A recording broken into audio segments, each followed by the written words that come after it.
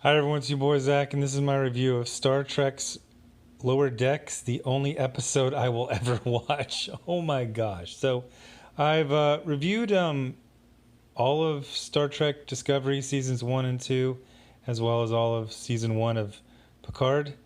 And I forget where at one point I actually did an apology to Gary from Nerdrotic because he was right. I used to listen to reviews from him and Mecha Random 42, and I was like, they are just not giving these shows a chance. So I gave them a chance, and they had some good moments, but both of them flamed out horrifically. We had Star Trek season 2 Discovery with Michael Burnham having, was it 4 or 5 crying scenes in either the last or the second to last episode. In the last one, she got a magical suit that had unlimited data storage, unlimited battery, could fly in space, and could also teleport. So it was Iron Man Mark Infinity armor. It was magic. It was a magical suit of armor. Not even getting into how somehow this mentally ill ensign and watch the show and tell me that Michael Burnham is not mentally ill, or and also completely incompetent as an officer and just unfit for duty. Although that female captain from the short trek was the worst Starfleet officer in the history of the franchise. Picard started out okay, and then then in the final episode, it had fat Data just wanting to die because everything's supposed to die, even though his life could have been 2,000 years, but he just decided that a humanoid-shaped robot should have a human-length life for no reason. And then Picard was cloned. Well, not cloned. He was put into a cyborg body that was the exact age of him when he was transferred over. Oh, wow. So at some point, I forget, I apologized to Gary. I said, I've been saying you're not giving this a chance. You're over. No. He owes me an apology now because I listened to his review of episode 1 of Lower Decks. And while he does describe the bones of this episode and what makes it so terrible, he doesn't plumb the depths. Now, he does mention getting like half of maybe like a smile, not even an out loud chuckle. I'm wondering if it was the same moment. At one point, the crew is kind of turned into zombies, and then they're unzombified, and one of the Klingons has like a goatee made out of blood, like the Mirror Universe. Maybe that was it. That one, it didn't get like an actual chuckle out of me, but I was like, if that's what I think it is, that's funny.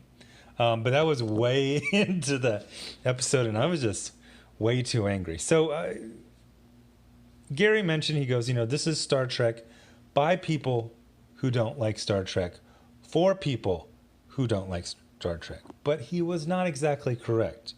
This is Star Trek by people who hate men, for people who hate Star Trek. Where do I start? Every single thing you would have guessed about this, all the women are going to be in command and super great at everything, even if they'll be super immature. All the men will be idiots, phoebes, cowards, dopes, unnecessarily violent, moronic.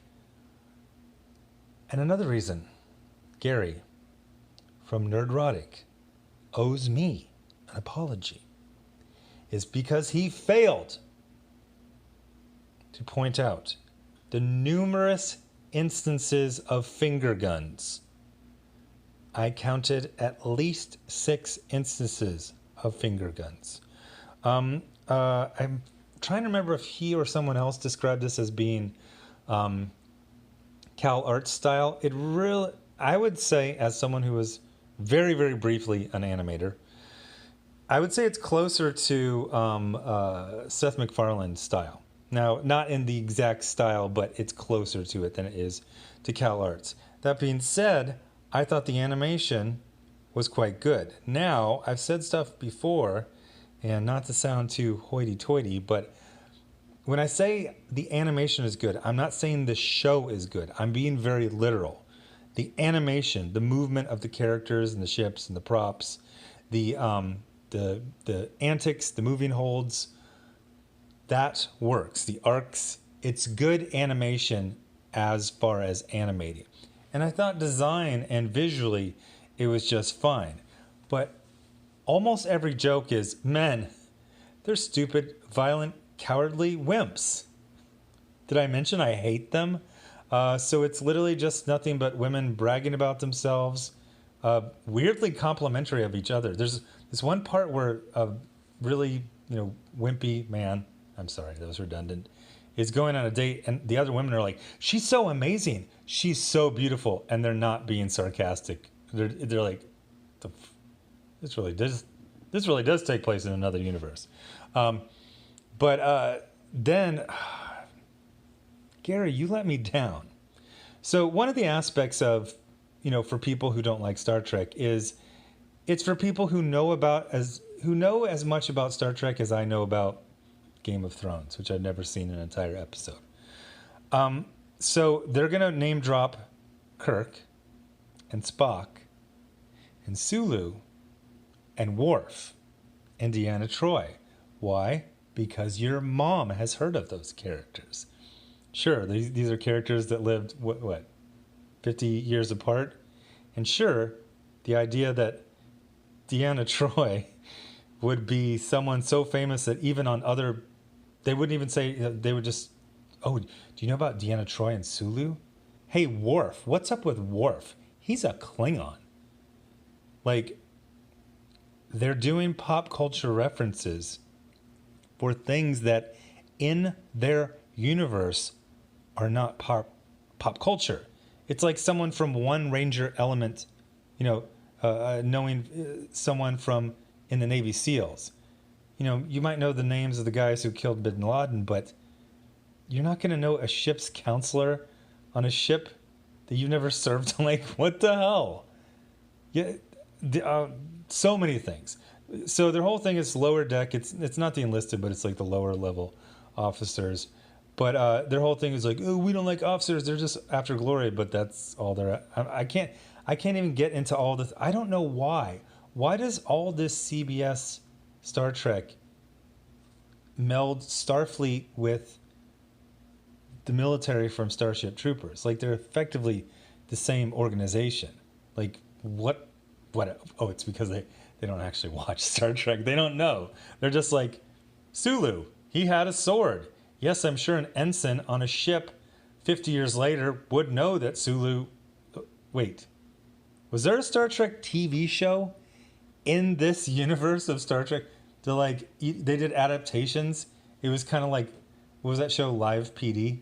But it was like Live Starfleet. And they did like recreations. No.